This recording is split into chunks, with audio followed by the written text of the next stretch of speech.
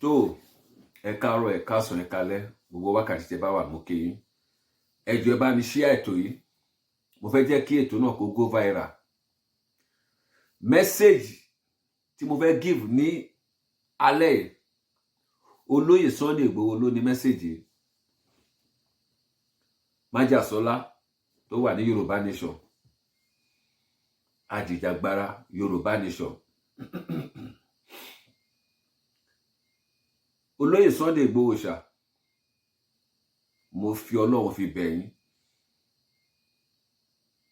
mo fi ọlá inú kan tí mo fi ní ìfẹ́ sí yín, mo fi bẹ̀ yín.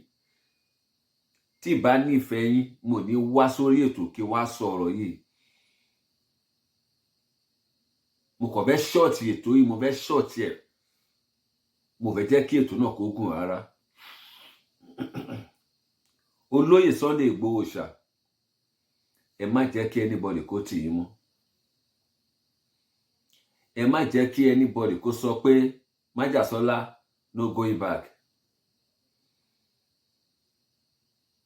Ẹ jáwọ́ nínú Yorùbá Nation.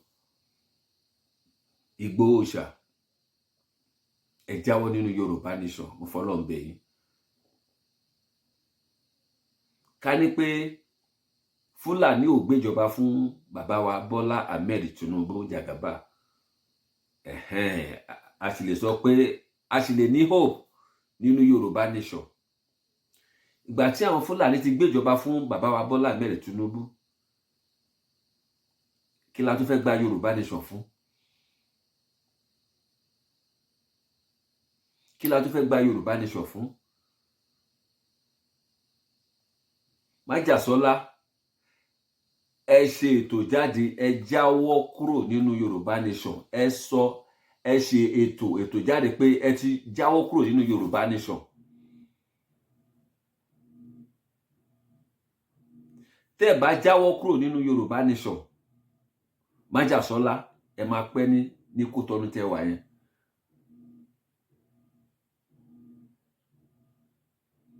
Òdodo ọ̀rọ̀ ni mo bá yín sọ.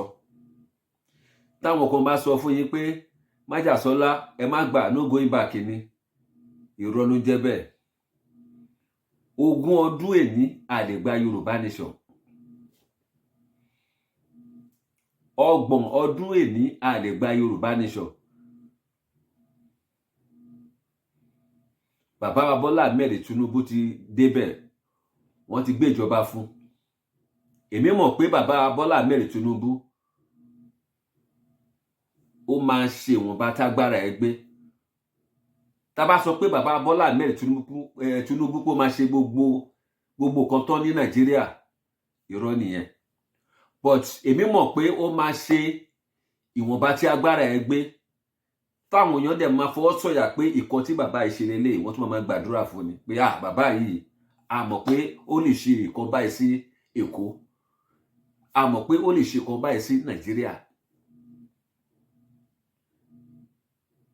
Ẹ má jẹ́ kí n tàn yín, Májàsọ́lá, Igboho ṣá, Yorùbá Nation ò wọ́ọ̀kì mọ́. Ṣé mọ̀ pé Yorùbá Nation ni mo ṣe tẹ́lẹ̀?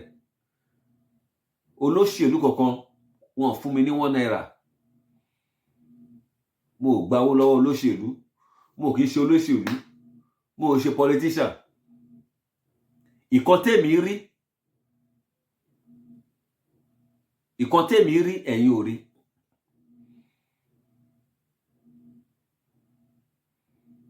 Ìkan tèmi rí nínú Yorùbá Nation tí mo fi kúrò pé mo ṣe Yorùbá Nation mọ́, mo mọ̀ kan tí mo rí. Gbogbo àwọn Kóìkí,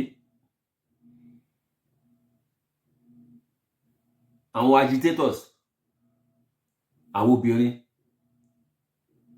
Yèyé Dára, gbogbo wọn bẹ́ẹ̀ Tẹ́ni Ọmọlógo, Sóyẹ kó rí bẹ́ẹ̀, Lady K, Yorùbáwuyì, Ọmọlúkà,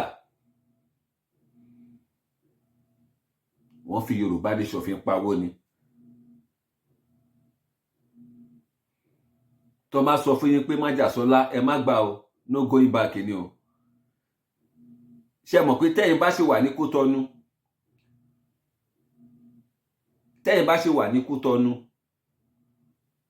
wọ́n máa sọ fún yín pé no going back ni. Wọ́n dẹ̀ máa fi yín fi pawó wọlé ni. Wọ́n máa fi yín fi ní followers ni. Ẹ wo oṣù tẹ́ ti wà ní Kútọ̀nù.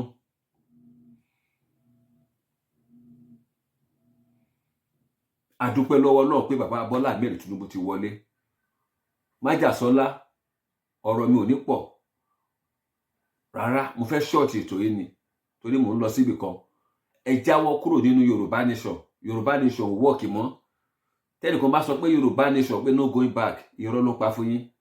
Májàsọ́lá, mo fọlọ́run bẹ̀ yín, ẹ jáwọ́ kúrò nínú Yorùbá nation. Yorùbá nation ò wọ́ọ̀kì mọ́ o.